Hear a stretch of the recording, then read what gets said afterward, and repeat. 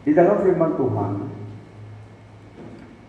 di dalam firman Tuhan penuh dengan assurance, penuh dengan kepastian bahwa Tuhan Allah kita bukanlah Allah yang jauh tidak dapat dikenal, tapi Dia adalah Allah yang sebagai Bapa, personal Bapa, Allah yang hadir dan prihatin akan setiap detail hidup kita.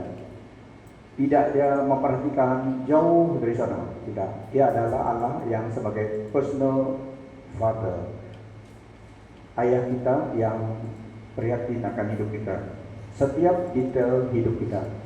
Dalam Alkitab menyatakan demikian. Yang pertama kita lihat di dalam 1 Petrus 5 ayat 7, pesan Tuhan bagi kita adalah serahkan segala kerusinganmu kepada Allah, karena Dia mengambil berat tentangmu.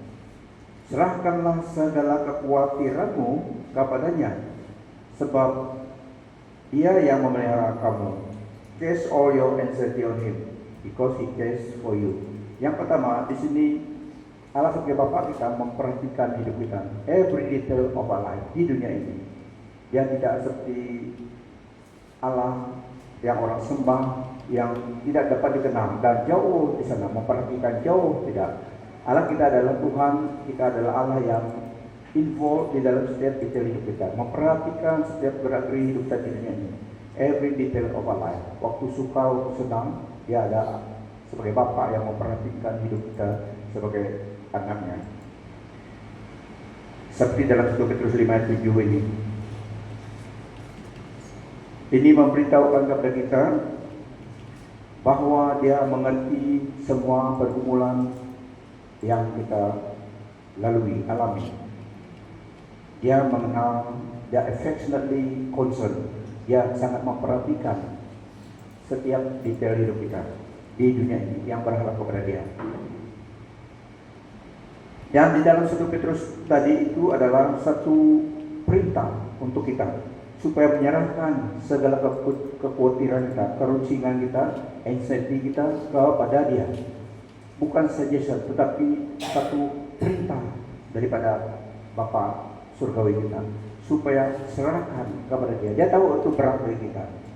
So yang Dia mau adalah serahkan kepada Dia, karena Dia memperhatikan hidup kita. Selagi kita tidak menyerahkannya, kita masih memegangnya. Saya percaya semua kita ada sesuatu yang kita concern dalam hidup kita, yang ada yang seakan jauh lebih daripada kemampuan kita handle. Jadi solusinya adalah serahkan kepada Dia. Jangan kita terus memegangnya, tapi serahkan kepada Dia, karena Dia memperhatikan. Hand over kepada Dia. Yang berat yang kita rusingkan, yang meragukan, dan sesuatu yang berat ditanggung sendiri, serahkan kepada Tuhan. Yang kedua, Injil Matius memberitahukan kepada kita bahwa Tuhan Allah kita adalah Allah yang mempedulikan hidup kita, sebagai Bapa yang memperhatikan setiap detail anak-anaknya. Matius 10 ayat 29 sampai 31. Bukankah burung pipit dijual 2 ekor seduit? Semua tahu burung pipit, tapi di bandar susah cari burung pipit yang seperti asli di Hulu. Amen. Dulu buat ladang burung pipit yang asli hitam, ya. Sana saya jumpa dulu. Tapi sekarang di bandar banyak burung pipit yang bermacam-macam ragam. Burung-burung yang tidak mau jauh juga. Dulu susah cari burung kita yang belistik mereka. Sekarang ini burung di depan pintu, depan gate.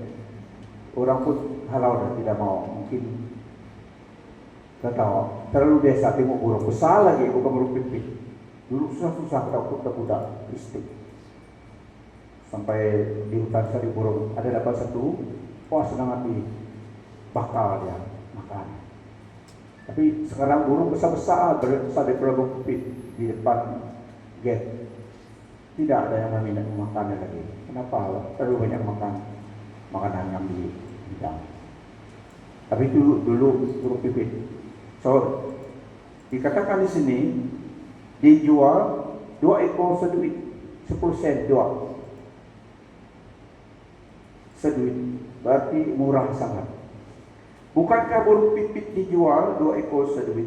Namun seekor pun daripadanya tidak akan jatuh ke bumi di luar kehendak Bapamu. So, burung pipit dipelihara Tuhan.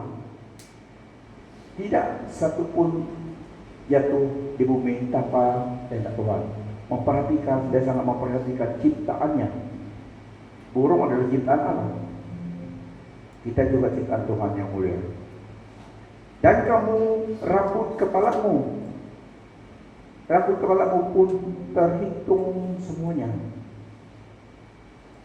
Sebab itu janganlah kamu takut, karena kamu lebih berharga daripada banyak burung pipit. Wow. Ini memberi kita membuka minda kita. Tuhan Yesus berbicara tentang burung pipit. Are not 2 sparrows sold for a penny, yet none of them will fall to the ground outside your Father's care. Father's care, pemeliharaan Allah kepada Bapa. Makanya jangan terlalu kasar kepada binatangnya. Jangan membunuh binatang sembarang. Kalau tidak perlu jangan membunuh, halal. Tapi kalau ada merusakkan sesuatu seperti tikus, bunuhlah. Burung pipit sangat berharga, tapi kita lebih berharga daripada burung pipit. Sebab itu janganlah kamu takut, karena kamu lebih berharga daripada banyak burung pipit. So do not be afraid. You are worth more than many sparrows. Tuhan Allah kita adalah Allah yang memperhatikan, who is concerned about every detail of our life di dunia ini. Waktu kita mengalami masa yang sedih, dia tahu. Sebelum sesuatu berlaku, dia sudah tahu. Sebab dia Allah. Tuhan Yesus menggunakan contoh burung pipit ini, one of the least expensive and most common bird. Burung yang selalu biasa, semua orang kenal. Tidak mahal, dan tapi orang mengerti, orang tahu itu burung pipit. Bermaksud tidak ada yang terlalu kecil, terlalu insignificant, sehinggalah Tuhan tidak memperhatikannya. Ya, compare kepada burung pipit, orang mengerti. Yang burung pipit ini pun common dan tidak berharga, Bapamu memelihara. Bermaksud tidak ada sesuatu yang terlalu kecil sehingga Tuhan lupa. Tidak. Semua dia memperhatikan, every detail, small details of our life. Dia memperhatikan. Dia melihat burung juga, menurut firman Tuhan ini tidak ada yang jatuh sembarang tanpa diketahui Bapa kita. Burung-burung binatang adalah ciptaan Allah. Tidak ada manusia yang dapat menciptakan burung pipit. Tidak ada. Semuanya ciptaan Allah. Dia memperhatikan. Bapa kita memperhatikan ciptaannya, termasuk burung-burung pipit. Lebih lagi kita, pasti dia memperhatikan semua detail hidup kita. Kesedihan, kesusahan, kegembiraan, dia tahu semua. So Tuhan Allah kita adalah Allah yang memperhatikan semua detail hidup kita. Lebih lagi kalau kita sudah dalam Yesus Kristus, kita spesial karena di dalam Yesus Kristus. Kita telah ditebus oleh darah Yesus. Kalau masih di luar Tuhan, tidak berapa. Memang Allah satu Allah yang menciptakan semuanya. Tetapi di luar Kristus, manusia yang hidup di luar Kristus dalam bahaya. Harus mereka kembali kepada boundary Kristus, dalam Kristus. Ini adalah kepada semua manusia. Allah memperhatikan semua kehidupan manusia, tetapi dia juga menyatakan, memberi firman-Nya. Keselamatan hanya di dalam Yesus Kristus. Perlindungan yang daripada Allah hanya di dalam Yesus Kristus. Di luar Tuhan tidak. Di luar Tuhan kita bermusuhan dengan Dia. Kecuali orang tidak tahu siapa Dia. Kalau orang sudah tahu Dia, menolak Dia, menjadi musuh kepada Allah. Allah yang mengasihi, Allah yang menyelamatkan, Dia juga Allah yang membenci, Allah yang membunuh. Karena Allah itu penuh kasih dan juga penuh keadilan. Tetapi di sini kita bicara tentang Tuhan Allah kita yang mempedulikan hidup kita. Burung pipit. Lihat kawanmu, pasti kamu berharga daripada burung pipit. Ya, Tuhan memperhatikan hidup kita. Hidupnya diberikan menebus kita. Kita bayangkan, Tuhan Yesus datang memberikan segala-galanya supaya kita selamat. Kalau orang menolak anugerah kasih Tuhan itu, dia dapat menyelamatkan dia lagi. Karena itulah satu-satunya the boss in the universe, heaven on earth, heaven and earth, Tuhan Yesus. Dia memberikan hidupnya supaya menebus umat manusia. Yang datang kepadanya diselamatkan, yang menolak dihukum.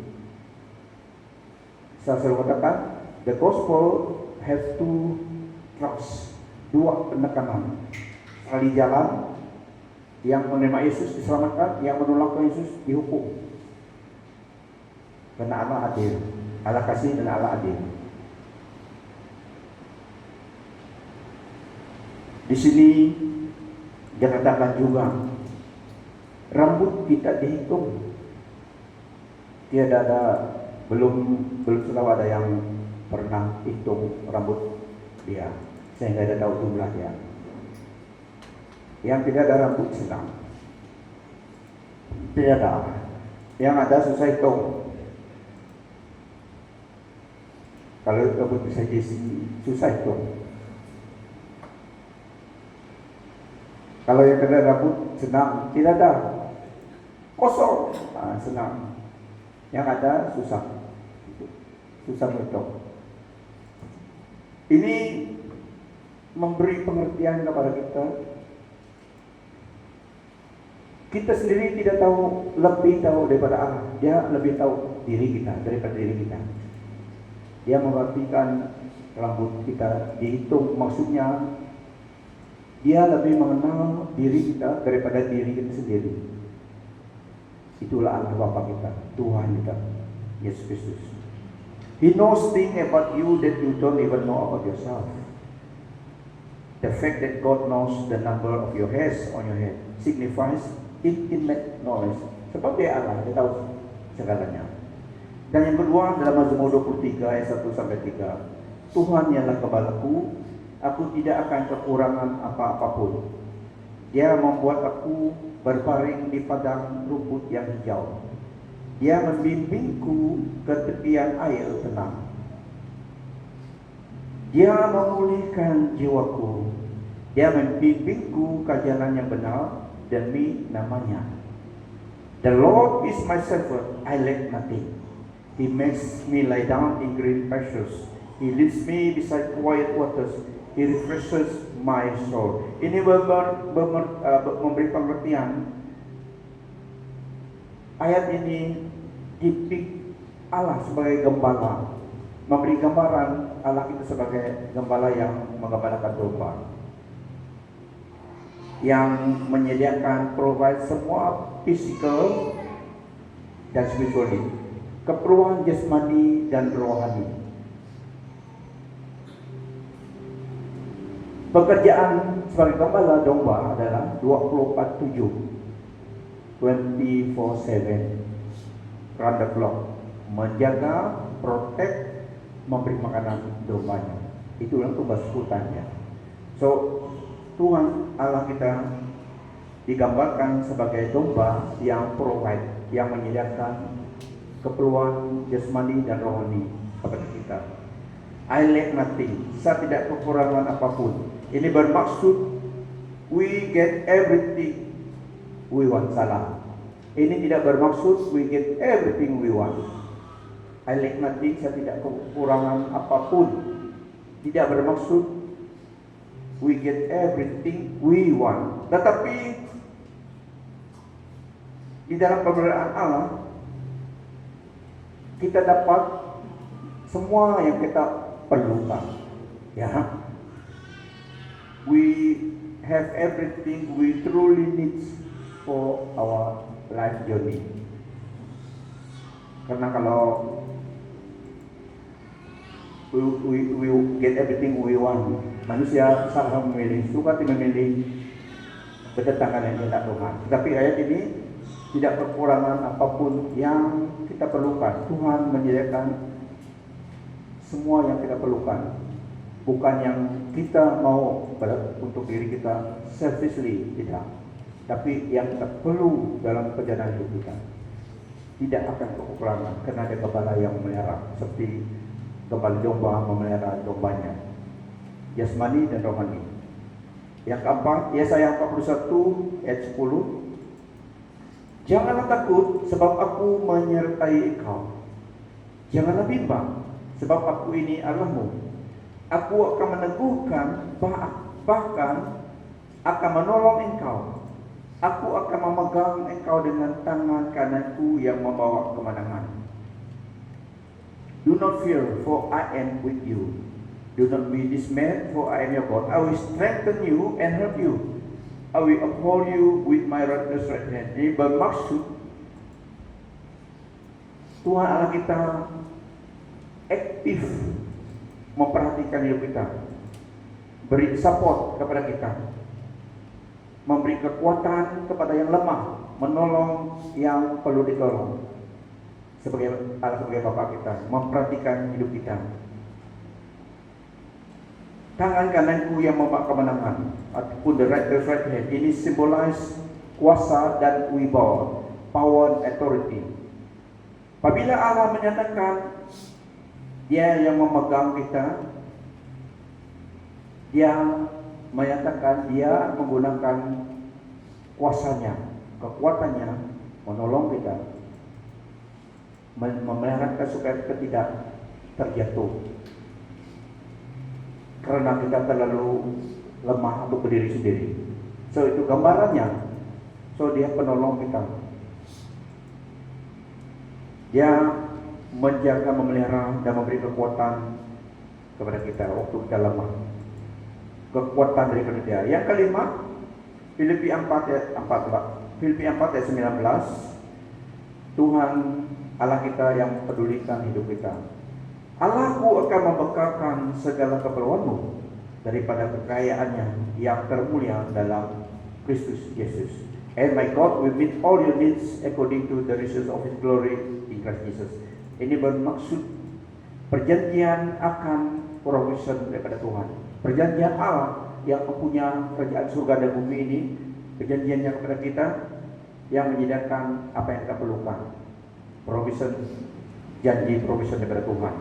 Dia berkuasa, Dia memiliki ability to care for us, dan tidak limited kepada keadaan hidup di dunia ini ataupun ekonomi dunia.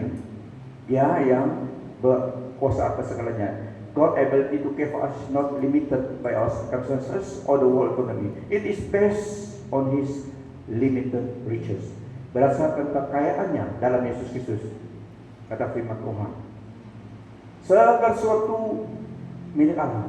Mazmur 24. Bumi ini miliknya, segala sesuatu yang ada di dalamnya. Pasti Dia sanggup memelihara kita, umatnya, anaknya. Kita lihat di sini ada perbedaan antara keperluan dan apa yang kita mau. Distinction between needs and want. Keperluan dan yang kita mau. God cares enough to provide what is necessary for our life and godliness. Dia memberi ke kita dan memperhatikan hidup kita dan memberi apa yang kita perlukan. Tidak apa yang kita suka mau, tidak. Tapi Dia memberi apa yang kita perlukan, termasuk apa yang kita mau juga. Amen. So Dia sebagai Allah Bapa kita, supaya kita juga menolong orang.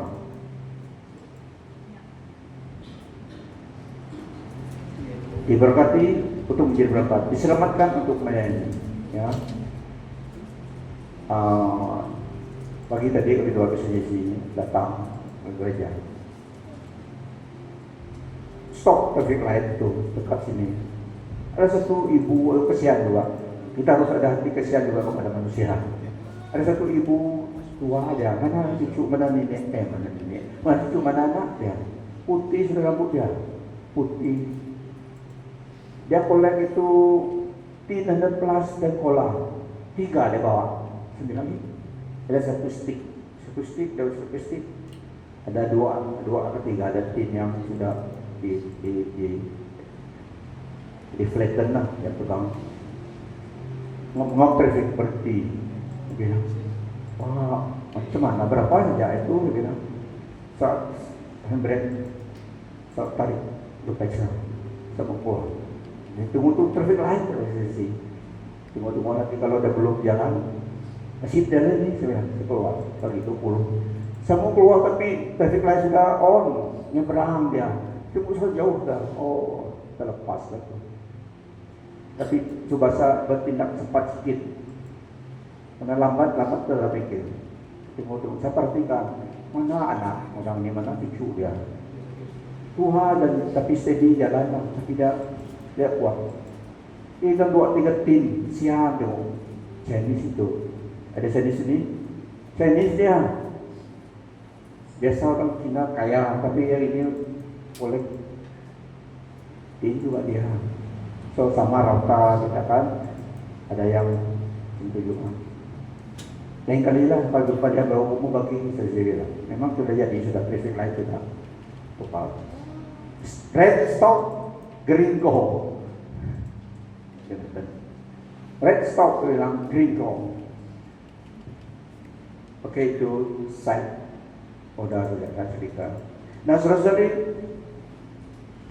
kita ada di sini bukan untuk diri kita saja. Kita ada di sini di dunia ini sekarang masih ada untuk orang lain juga. Ya, kita ada di dunia ini masih hidup bukan untuk diri kita saja. Kita ada untuk orang lain juga. Tuhan menyediakan hidup kita dasar supaya juga menjadi berkat bagi orang lain. Amen. Karena Tuhan yang mempunyai hidup kita. So kita bersyukur karena kita masih ada peluang menjadi saksi Kristus, menjadi alat Tuhan kepada dunia di sekitar kita. Karena satu panggilan orang percaya adalah mengasihi dan memberkati. Cuma jangan beri orang yang ditempel. Ya, jangan beli barang mereka yang jual gelang dari tempel itu. Karena apa? Bukan ikhlas diberi. Kalau mau beri orang di sayur, bukan di sayur, di tempat orang jual sayur dan di tamu, 3 ringgit beli 5 ringgit. Jangan bagian. Jangan beri orang yang dari tempel. Karena apa? Ada spiritual attachment di situ. Coba kau beli, kau beli satu, tidur malam memang ada tamu. Boleh coba, tapi jangan coba nanti saya susah, doakan kamu. Itu real in life dalam alam rohani. Roh memang ada, dilekat di dalam mantra-mantra di atas apa-apa yang mereka beri. Kita juga orang percaya, kita boleh mendoakan kain beri kepada orang sakit itu guna dia. Ada persatuan situ. Betul juga orang yang dalam area umum dan black magic semuanya mereka mantra-mantra. So jangan beli, kita harus sensitif dalam alam rohani. Jangan terpengaruh dengan antik-antik yang mereka jual itu. Kalau orang dari situ, karena bukan item general item yang biasa-biasa, tidak. Biasanya mereka mantra dulu bawa. Saya tahu karena saya sebagai hamba Tuhan berkata dengan keadaan yang demikian. Itu saya tahu. So saya jaga jemaat Tuhan Pelangi, jangan don't be too naive rohani. Jadilah laki-laki kata firman Tuhan. Maksudnya kuat dalam rohani kita. Boleh menolong orang yang perlu ditolong dengan benar. Jangan orang yang agent of darkness, ya, supaya kamu selamat. Karena pernah berlaku demikian. Dan Tuhan Allah kita sebagai Bapa kita memberi apa yang kita perlukan. Saya ulangi, kita masih ada di sini syukurlah kita masih ada di sini, bukan untuk diri kita semata-mata, untuk orang lain juga, ya, menjadi berkat, menjadi saksi bagi Kristus kepada orang lain. Kalau sudah kita jalan, tidak ada peluang lagi. So disinilah menjadi saksi Kristus, disinilah menjadi berkat. Apa yang kita lakukan dalam bagi nama Tuhan, semuanya kita yang menerima upahnya, bukan orang lain. Orang lain menerima apa yang kita beri, tapi kita beri, kitalah yang commissionnya, menerima upah itu. Mazmur 34 ayat 18 yang nomor 6. Tuhan itu dekat kepada orang-orang yang patah hati, dan Ia menyelamatkan orang-orang yang remuk jiwa. The Lord is close to the broken-hearted and saves those who are crushed in spirit. Ini orang yang remuk hatinya, masa kedukaan, masa kesedihan, masa sesuatu yang tidak baik dalam hidup dirinya ini, Tuhan dekat dengan kita. Masa itu dia tahu itu masa itu berat bagi kita, so dia lebih dekat menyatakan hadirannya, especially waktu masa perpisahan dengan orang yang tidak kasih di dunia ini. Masa itu Tuhan semakin dekat. Dia peduli, dia nangis waktu Lazarus mati hari itu. Dia nangis karena memperhatikan heartbreak semua mereka yang di situ. Dia bangkit Lazarus. Tapi kita tahu memang Lazarus juga meninggal dunia lagi. Tapi itu memberi kita gambaran dia dekat dengan kita sebagai anaknya. Waktu kita mengarungi, waktu kita mengalami masa yang berat dalam hidup kita, He cares. Dia semakin dekat masa itu. Dia tahu kita memerlukan kekuatan penghiburan, dan dia menyenangkan. The Lord is close to the broken-hearted and save those who are crushed in spirit. Ini bermaksud Allah sebagai Bapa kita sangat tender toward those in pain, yang dalam kesakitan dia lembut lagi memberi kelegaan. Dia tidak menjauhkan dirinya daripada kita waktu kita mengalami kesukaran dalam hidup ini. He doesn't distance himself from our suffering. He move closer.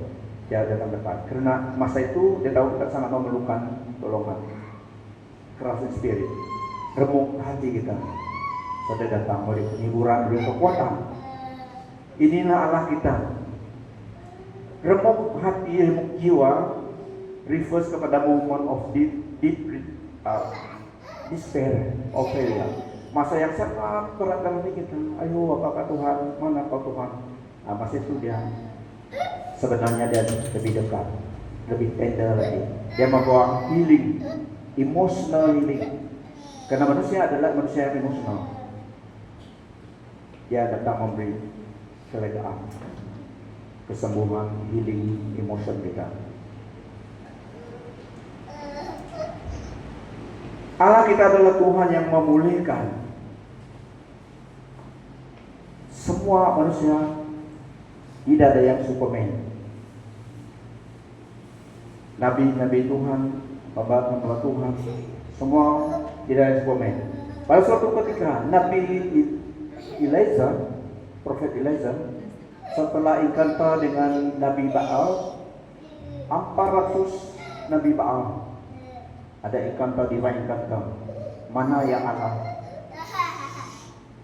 Karena Nabi Baal ini selama berapa tahun menyesat orang Israel, sehingga mereka menyembah Baal. Jadi tidak tahu yang mana Allah benar. Sedangkan Allah yang memimpin mereka keluar daripada tanah Mesir dari tanah perbudakan. Tetapi mereka lupa dia, tidak tahu mana Allah yang benar. So pada masa itu banyak yang menyembah Baal. Tuhan utus Nabi Elijah pergi supaya konfront Nabi Baal. Bawa encounter, mana Allah yang benar, dia akan menjawab dengan api. So pada hari itu Allah menjawab nabinya menurunkan api daripada langit, membakar semua sacrifice itu, sehingga air itu yang basah itu dikeringkan. Aparatus Nabi Baal daripada pagi dulu menyediakan sacrifice mereka, mentera-mentera suruh Baal datang membakar meat itu, sacrifice itu tidak ada. Setelah masa sacrifice, Nabi Elizah berdoa supaya mereka mengenal itu Allah yang benar, nyatakan kuasa, turunkan api. So pada hari itu Tuhan turunkan api membakar sacrifice, sehingga yang disiram air itu pun dihangus semua. Baru hati orang Israel terbuka. Oh, Yahweh, He is the Lord. Inilah Allah yang benar. So 400 Nabi Baal itu ditangkap, bunuh di dalam lembah itu, bunuh.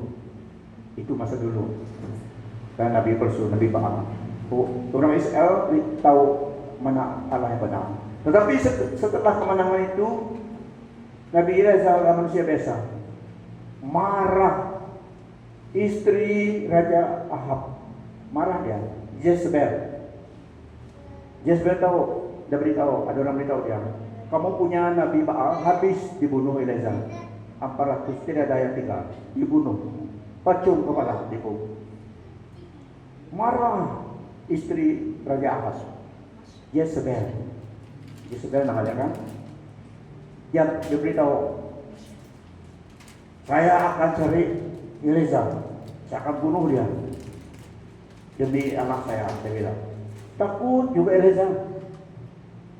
Nabi Allah tadi yang melakukan mujizat dalam nama Allah, dan dengar suara istri Raja Ahab mau cari bunuhnya, lari jauh sampai satu tempat istirahat yang terlalu lelah. Itu adalah gambaran kita manusia yang memang ada supernatural. Berhenti di situ. Tuhan, ambillah nyawa saya, ada benar. Saya tidak lebih daripada nenek moyang saya. Ini adalah perkataan orang yang sudah remuk hati, sudah after the great victory. Tiba prophet yang handal ini, fiery prophet of God, tiba dia takut dengan suara istri Ahab, dia mau bunuh dia, karena dia mau bunuh 400 Nabi Baal itu. Sementara dia pergi seorang diri, kira-kira sejauh sehari perjalanan ke Gurnil dan hari ini. Di sana duduklah ia di bawah sebuah pokok ara dan memohon supaya dia mati saja. Katanya, cukuplah. Sekarang ya Tuhan, cabutlah nyawaku, karena aku ini tidak lebih baik daripada nenek moyangku. Ini manusia biasa, dipakai Tuhan. Kita tidak menghakimi dia. Dia telah membuat kemenangan nama Tuhan, membunuh 400 Nabi Baal, turning the heart of Israel to the true God, Yahweh, pada masa itu. Kemudian dia berbaring dan dia tidur di bawah pokok ara itu. Lelah dia. Melalui Tuhan kita perlu physical strength juga. Karena kita yang carriers of the anointing, tubuh kita menggunakan physical strength. Tiba-tiba seorang malaikat menjamahnya dan bersabda, katanya, bangunlah, makanlah. Wow, bagus betul berita itu. Sudah lelah tidur, malaikat bawa makanan dan bangunlah, makan. Bangunlah, makanlah. Ketika dia memandang sekelilingnya, tampaklah berdekatan dengan kepalanya ada sepotong roti bundar terpanggang di atas bara api dan sebuah buyung berisi air. Dia pun makan dan minum, lalu berbaring lagi, terlalu lelah. Satu hari jalan, sudah menewaskan Nabi Baal, satu hari jalan, lari kena istri Ahab membunuh dia pula. Takut kok ini kawan sama Tuhan ini. Manusia biasa. Dan seterusnya, dia tidur tadi, berbaring, tidurnya lagi, sudah makan minum. Lalu untuk kali keduanya, malaikat Tuhan yang masak, wow, spesial betul. Lalu untuk kali keduanya malaikat Tuhan datang lagi dan menjamah dia serta bersabda, bangunlah, makanlah, karena perjalanan kelak terlalu jauh bagimu. Kita perlu makanan. Untuk melayani Tuhan pun kita perlu makanan. Amen. So bless seorang bos. Mereka pun kami follow, mereka pun minum kopi. Jangan bilang mereka Superman, sama saja. Tapi Tuhan milik Tuhan. Nabi Elazar demikian. Tapi ini spesial, malaikat yang beri makanan kepada dia. Bangunlah, makanlah, karena perjalanan kelak terlalu jauh bagimu. Maka Elia bangun lalu makan dan minum. Kemudian dengan kekuatan daripada makanan itu, tubuh ini perlu makanan. Memang rohani, jasmani, ya. Tapi kita yang membawa berita baik Tuhan perlu guna tubuh, belum malaikat dipakai. Tuhan masih pakai manusia biasa menggunakan tubuh kita. Itulah perlu jaga kesehatan. Maka Elia bangun lalu makan dan minum. Kemudian dengan kekuatan daripada makanan itu, dia berjalan selama 40 hari 40 malam sampai ke gunung Allah, yaitu Gunung Horeb. 40 hari, 1 bulan lebih dia berjalan kaki. Siang malam tidak tidur lagi, jangan tidak makan lagi, sudah banyak tenaga sudah makanan minum tadi yang mereka beri. Ini dalam 1 Raja-Raja 19 ayat 7 sampai 8. Saudara-saudari, Tuhan Allah kita memperhatikan hidup kita, bukan rohani saja, jasmani, every detail of our life. Selipamu dia tahu, dia mau, dia perhati juga kamu perlu selipam. Ini contohnya saja ya, semua kita ada kasus selipam dan berlebihan. Tapi little thing demikian Tuhan memperhatikan. Itulah Tuhan katakan burung pipit tadi itu. Ini adalah Tuhan Allah kita yang sangat memperhatikan hidup kita. Dan yang satu yang last kita lihat, Tuhan Yesus setelah kebangkitannya, dia pada suatu hari jalan berjumpa dengan disciple-nya. Pada hari itu Petrus dia belum menyatakan, ini belum dia naik ke surga dan beri Roh Kudus. Pada hari itu dia memang sudah bangkit, mereka tahu sudah bangkit daripada kematian. Dan pada hari itu Petrus masuk dalam krisis lah. Tapi Petrus adalah seorang professional fisherman. Dari kecil memang dia menyerah hidup menangkap ikan. Pada suatu hari dia bilang kepada kawannya, saya akan pergi fishing. Kami pun ikut, jadi mereka pergi pergi mereka satu hari itu. Biasa menangkap ikan malam lah kan, dan mereka pergi satu malam. Ini professional fisherman, tidak seperti saya. Boleh juga seperti ini professional fisherman yang selama umur mereka memang tangkap ikan buat net. Satu malam itu kosong. Mereka tidak pergi dekat-dekat, di jauh sana tempat biasa ada ikan. Tapi satu malam itu tidak ada, kata firman Tuhan. Mereka balik 100 meter dari darat. Tuhan Yesus nampakkan dirinya waktu sunrise, terbitan matahari. Tuhan Yesus berdiri di atas pantai. Kawan, ada ikan? So dekatlah 100 meter, dapat dengar suara kan? So Tuhan Yesus katakan, kawan, ada dapat ikan? Satu malam kami mencari ikan, satu pun tidak ada.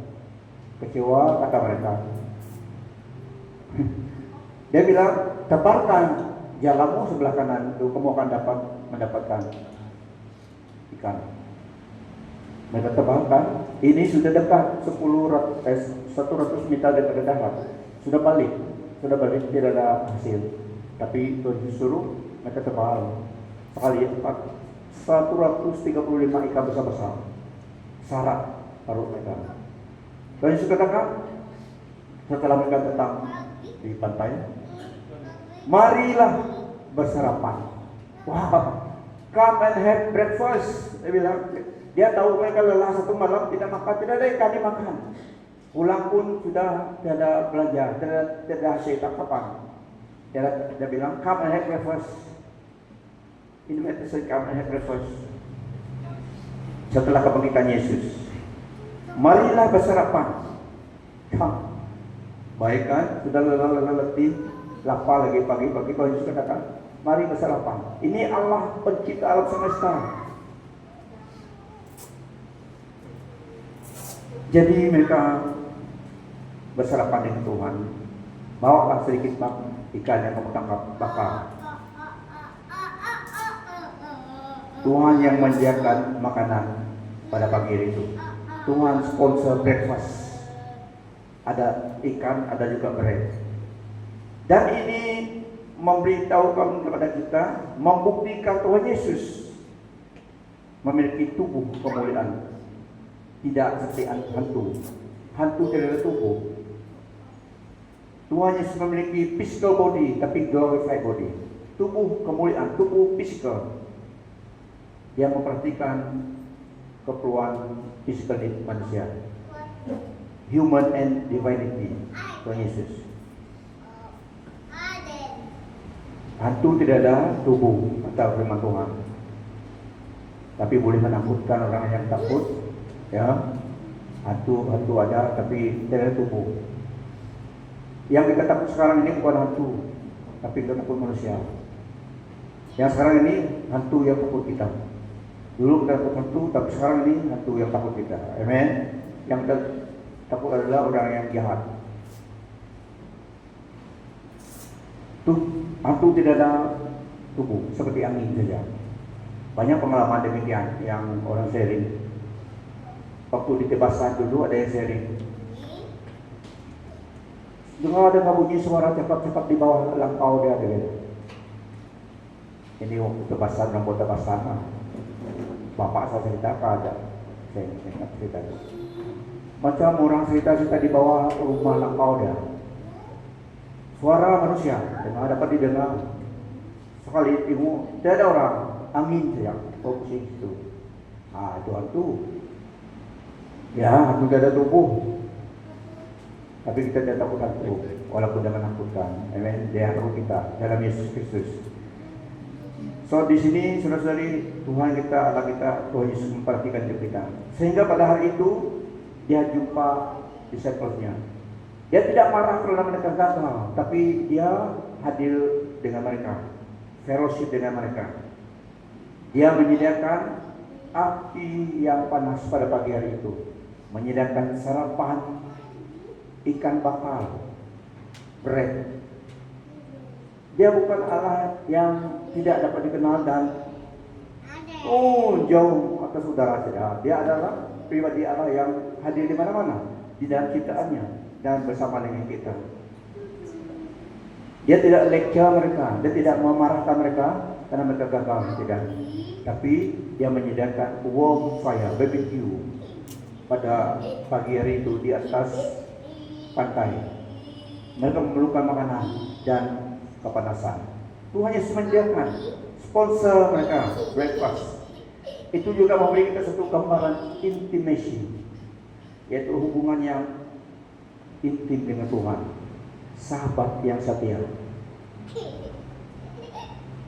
Breakfast pagi adalah breakfast dengan sahabat.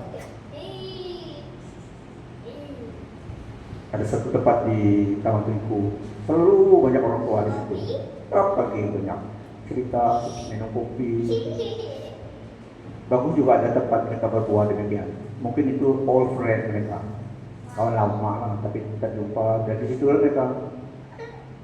Mungkin ada antara mereka yang sudah pensiun guru, pandai Inggris. Memang udah orang kerja, tapi sudah tua. Mereka lepas itu sharing, minum kopi, makan mie.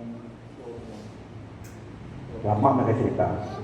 Kalau kopi itu bergantung dengan jumlah makanan yang mereka rugi, dia kena lama duduk daripada jumlah yang makan minum. Tapi Doke pun biasa dengan mereka. Mie sana sedap juga lah kopinya. Nah, saudara-saudari, Tuhan dan anak kita adalah sebagai Bapa surgawi yang memperhatikan hidup kita. Dia tahu. Itulah kita bersyukur karena kita memiliki Tuhan, memiliki Allah Bapa yang seperti demikian menyatakan dirinya dalam Yesus Kristus. Nah, api itu, the charcoal fire, api yang pada pagi hari itu, ayat 9 mention the fire of burning coal, arang yang Tuhan Yesus gunakan. Ini penting, especially kepada Petrus. Pada malam Tuhan Yesus ditangkap, Petrus ada di situ. Petrus masuk, orang buat api dengan pagi-pagi sejuk. Tapi sahabat juga tanya Petrus, kamu pun dengan dia? Tidak, dia bilang.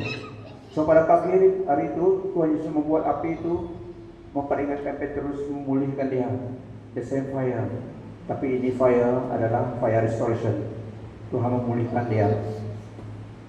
Yang menyangka tiga tuh di kali Tuhan Yesus, dia tidak kenal Tuhan kan? So pada pagi hari itu Tuhan memulihkan dia. Dia memulihkan memori dia. Apabila api itu Petrus ingat dia menyangka Tuhan tiga kali. So api sekarang, api Tuhan Yesus ada di situ, memulihkan hubungan mereka. Dan ikan 153 ikan besar itu adalah memberikan kepada kita, Tuhan Allah kita yang menyediakan, memberi yang cukup bagi kita. Abundant provision, tidak kekurangan, lebih daripada yang kita perlu. Dan di situ juga terlihat Tuhan Yesus telah ada ikan di atas api itu. Sebelum mereka bawa ikan, dia sudah menyediakan ikan bakar bagi mereka. Mereka terus makan dan bawa ikan yang lain, tapi sudah sedia ikan yang dibakar oleh Tuhan. Dia menyediakan, dia tahu itu keperluan mereka. So itu Tuhan anak kita, dia tahu keperluan kita. Dia adalah Tuhan Allah Bapa yang memperhatikan hidup kita. Nah, kita lihat di sini memang Nabi Elijah dalam masa dia burn out ataupun terlalu dalam pelayanan, sehingga dia efek juga fisikal dia, sehingga dia macam burn out lah, tidak, sehingga dia mau mati, minta Tuhan mati, tapi Tuhan memulihkan. Sebenarnya dia tidak mau mati, tapi Tuhan sudah perkataan, sudah kecewa, sudah lelah, letih, Tuhan memulihkan. Nah, come and eat, marilah bersarapan, makan minum. Itu perkataan itu benar-benar baik, kan? Benar-benar baik karena istirahat juga untuk memulihkan kesehatan kita, physical strength kita, adalah satu kekudusan. Bukan pergi menyebar Injil saja, tidak. It is okay and even holy to rest and nourish yourself. Come and eat. Tuhan Yesus dalam pelayanan dia juga bawaan disipelnya berhenti supaya mereka beristirahat, karena masih dalam tubuh kita perlu physical strength. Biarlah firman Tuhan ini, apapun yang kita alami, harungi dalam hidup ini, we always come to God. Terus datang pada Tuhan. Dia sumber kehidupan kita di dunia ini dan di akhirat. Ya, dalam keadaan apapun, sukanya duka hidup kita, pegangkan iman kita, persekutuan kita dengan Tuhan. Dialah yang sumber kekuatan kita.